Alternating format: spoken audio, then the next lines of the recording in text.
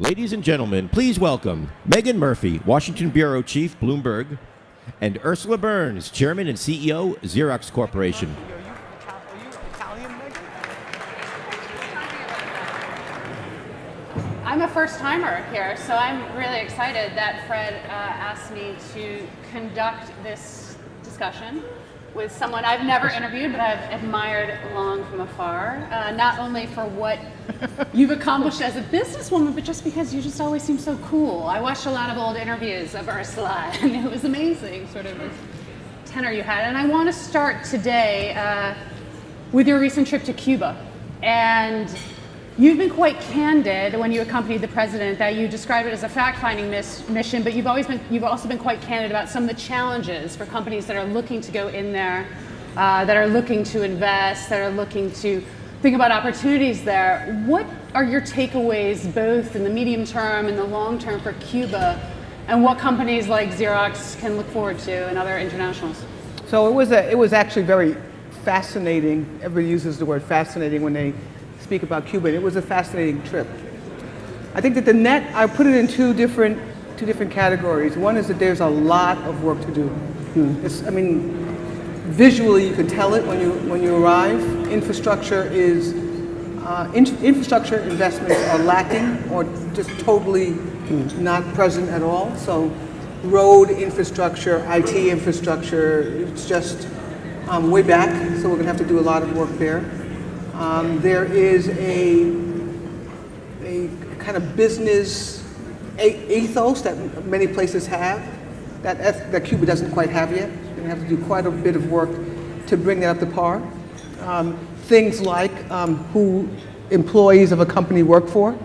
In the standard today in Cuba, they work for the Cuban government, and then the Cuban government gives employees or provides employees to employers. Wouldn't work. It's not a method that we're very used to. Currency gaps, there are two different currencies.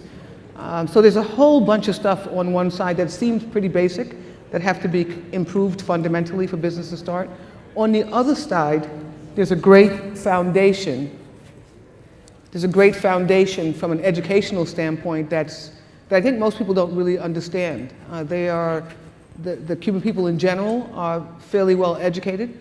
They are hungry for learning and for investments to keep their businesses growing. They have a pretty good entrepreneurial spirit. I mean, it's an amazing economy from that perspective. Many small entrepreneurs doing business that we would never even think of, from cooking to hairdressing to barbering to filling lighters, everything that you can imagine to try to make a go of it in the economy and improve their lives. So I think that there's a lot of foundation to build on, but this is a place that we have to go way back in time to think about how do we get the infrastructure up. And particularly with that employer-employee relationship you're talking about, I mean, do you think that is the biggest impediment right now, or is it an infrastructure issue first and foremost? I think it will be easier to fix the employer-employee relationship issue. It's basically an agreement with government. The infrastructure issue is time and investment. I mean, just simple landlines, IT infrastructure, roads. I mean, it's a big undertaking, I think, for Cuba. The good news is that it's full of people, 12 million people who want to interact and engage, who want to consume, who want to do trade back and forth, and it'll come. I do not believe it's going to come for the broad-based IT industry very quickly, but for agriculture and for hospitality, I think it'll be faster. For a company like mine, it'll be some small, slow steps, and we'll get there. As I said in one of my interviews, capital there's two things. One, it's lazy and it's afraid of risk, right? And there are a lot of countries out there, over 150 of them, that are looking for investment, and so Cuba's going to have to make itself more appealing to get aggressive investment in it. Let's talk about someone who's not lazy and not afraid of risk. You also were involved in one of the buzzy Washington events, which was Justin Trudeau's visit from Canada last month, and you went to the state dinner. That was light lifting. And you also had a one-on-one with him. I did. He talks a lot about not only retaining investment in Canada, but growing and expanding FDI. What are your takeaways from that one-on-one sit-down, which I think a lot of people, given the moment, would have been quite jealous of? Yeah, by the way, he's quite charming young man, and very engaging. Xerox has been doing business in Canada for 60 years, and we have almost a complete value chain in Canada. We have over 3,000 employees there. We have basic research. It's one of the few places in the world, we only have 5 places in the world that has basic research, and Canada has had a basic research center from almost the beginning. They have an extremely talented workforce, very diverse, which helps us a lot because we do business all over the world. Very technically competent. It's a great leadership training ground for Xerox. More than just training ground, we run a lot of global leaders through our Canadian operation because we operate as a country. And Justin knew that. In our conversations with him, my conversation with him, he told me the Xerox story. He knew how many employees we had, he knew that we had a research center, and he knew that getting Xerox and companies like Xerox to feel really good about Canada was important for Canada. So he struck me as a pretty good businessman in addition to a good prime minister. So we're full feet, dived in Canada, and it's not only because it's close. Proximity helps, but so is Cuba. Cuba is close as well. Proximity helps, but they want FDI. They want foreign direct investment.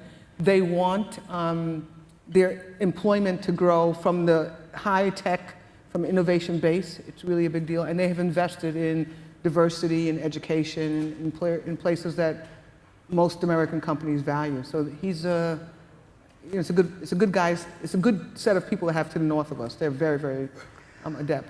Let's touch on and he's handsome. I mean, I get everybody got this handsome thing. He's not quite my type, but he was. I won't tell your husband. Yeah. Let's touch on what Jillian and Larry were just discussing, and not the Donald Trump talk, although I'd love to ask you about that. But let's talk about trade, and let's talk about it in one of the things I think that's been surprising to me as a former banking and sort of economics person at the FT, and now in a political role at Bloomberg, is just how much trade has come to dominate the political discourse this campaign cycle, but also just nationally. And I'm curious about your thoughts on, has this administration or politicians in general just failed to really get across to people the benefit of free trade, the value of trade? Has this debate just gotten away from people, and that people cannot connect it with their everyday lives, and they only can connect it in almost a negative way now that we see out on the trail every day? Right. I think that this administration, let's start there, and then we'll talk about trade in general and some of the facts, at least from my perspective, for trade, and then the general discourse, which is generally not connected to anything real or. So start with this administration. I think that just the opposite. They have been one of the most strident advocates for trade. I'm the chair of the President's Export Council. I was the vice chair for a number of years, and this administration and all of the cabinet officials in the administration has been amazing advocates, actually putting their neck out for trade. Everything from funding the EXIM Bank to having an export council to trade missions around the world to TPP to TAA to all of the T words that are out there. They are strident, staunch advocates and very willing to go out on the edge and ask business to go out on the edge as well for trade. It's required. I call it a simple, so that's first. I think this administration has done well, but it's kind of hard to yell over a whole bunch of people yelling. If you just add your noise to a whole bunch of other noise. So I think that being careful and mindful about when you speak and how you speak is important, particularly in this season, because you can waste a whole bunch of words you could just waste a whole lot of words, and I think that we may be doing some of that. Trade. I call it a simple math problem. Right? We have 300 million people in the United States. There are 7 or so billion people outside of the United States. Seems kind of simple to me. I would like to sell as much of the stuff, the value that we have, the values that we have, the method of doing business, the rule of law, everything that we can, because I do believe it is a good fundamental base to build a just world economy on. We have things to improve, don't get me wrong, but I think this is a good base to start. So trade is about not only selling goods, it's also selling a way of doing business, a way of life. We have 300 million, there are 7 billion. I think it's probably not the best idea in the world to kind of build a rock around the 300 million. A lot more people out there than in here. You talked about your role there as the chair of the Export Council. I watched an old interview of yours where you said one of the difficulties that you found with that role was getting beyond sometimes the photo ops and getting beyond the things you have to do to make the real change to drive the substantive issues that you want to do. Tell me how you've adapted. You were the vice chair, you're now the chair. How you've done that in getting beyond the photo op. So Jim McNerney, who was the first chair, past CEO of Boeing, and now Arnie Sorensen, who is the vice chair, I'm the chair, and the president and the Secretary of Commerce talked a lot about this in the beginning, about we would be engaged if we can actually do something versus stand around and look like we're doing something but actually do nothing. And the president was all for it. Penny, one of the best Secretary of Commerce I've ever met, she's pretty spectacular, all for it. And it's about work, right, doing work. We have a process where we write letters to the president on recommendations. Everything from fund the Export-Import Bank people. Really, this can't be the biggest mental challenge here for us to actually be dealing with. We have real problems. This is not one of them. Let's just get past it. Things like that, to support TPP, to trade assistance, trade adjustment assistance for workers, everything you can imagine from tourism to agriculture, et cetera. Study deeply issues that the administration is dealing with and give them a point of view.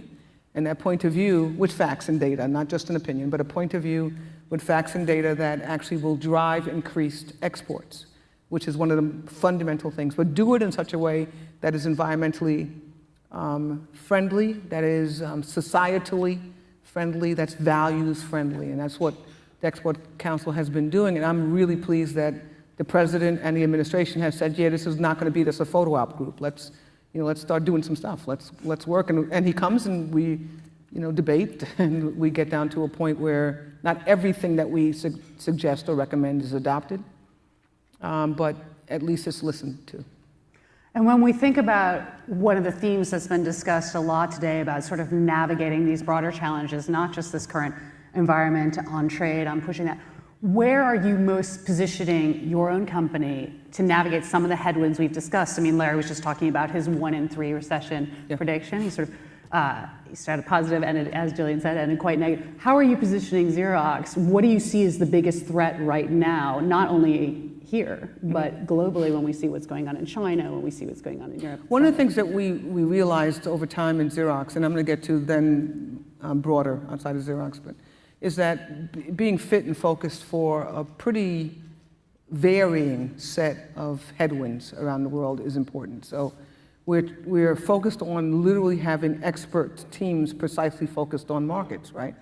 We're going to organize our company in the future that way to even be more precisely aligned. So we're separating into two. But we found that averaging is not necessarily good, and I think that many businesses are finding that. You have to literally have focused expert teams attacking everything from opportunities that are pretty big but very complicated in China to opportunities that are a little bit smaller and a different set of complications in North America, et cetera. So I think being fit and focused on opportunities is important, expert teams. One of the things that we don't spend a lot of time on is the external headwinds. So the economy going up, and what I decided was we should spend a lot more time on having the United States structured in a business-ready format. This is one of the reasons why we're so passionate about the Export Council, because there's a lot of people outside trying to dance to figure out a way to make their countries or their companies the best, right? And the more attractive for investments, whatever. I think that the most important thing that I can do at Xerox and that the administration can do, is make sure that our field is ready for our players to play the best game. And one of the things that I don't believe that we're doing really that well is to assure that our field in the United States, tax laws, trade laws, immigration laws, prison law, our field has to be the best set so that when we actually play, at least at home, that we have a good chance to win. I'm I'm on the United States Olympic Committee board, one of my many, I thought it would be easy. I thought it would be easy boards.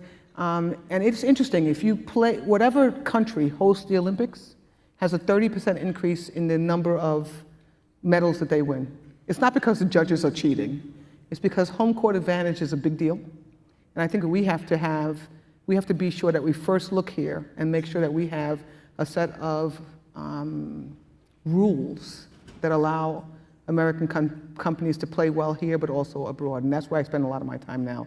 Because it's not about going to China and talking to China, it's about going here. Why don't we have a tax code that actually is enabling of business? I don't mean makes it easy or gives it away. Why don't we have an immigration, a set of immigration codes that makes it easy for us to get new Americans who are value-creating Americans, et cetera, et cetera. And those are the things that I focus more on. I can't believe this, but I only have time for one more question, and it's going to be about you. Oh, no, don't do this. I think probably a lot of people know this, but you started as an intern. You're a mechanical engineer. You've been there for 36 years. Given what's going on right now, there's been a lot of speculation about your future, and I don't expect you to comment on your future. Yeah. But what I am curious about is, because I know you're not going to answer, I am curious about what you see as your legacy and what you want to leave, not only to the business world, not only in terms of the administration, to other women, to other girls who might be coming up, who look at people, want to become an engineer, want to come through IT, et cetera. What do you want to leave behind? You know, I'm still working on this a little bit because every time I think I have it, something else presents itself and I say, oh, I should add that and then throw this out. But the one thing I know for sure that I want to have very few people question is whether I had the right spirit and I worked really hard. And what do I mean by the right spirit? Oftentimes, and you can hear it in some of the political discourse, the conversation is about, I did what was right for me.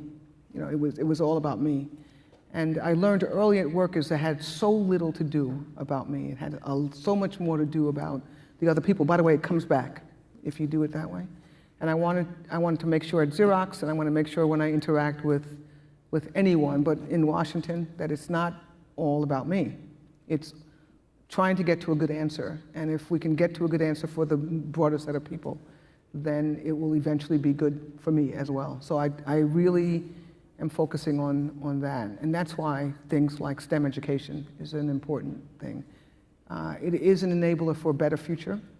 It's a long haul thing. You can't make an engineer you're not born and then there's one.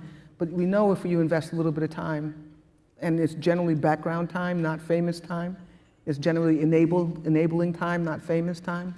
It's breaking the rock time, it's not famous time. If you do all of that, then over years you may actually be able to look back and go, yeah, this was a good thing, a good time to be on the earth, and I left behind more than I took away, one of my mother's favorite sayings. So that's what I want to do, leave behind more than I take away. Thank you so much. This has been a fascinating discussion. Thank you so much. Sure.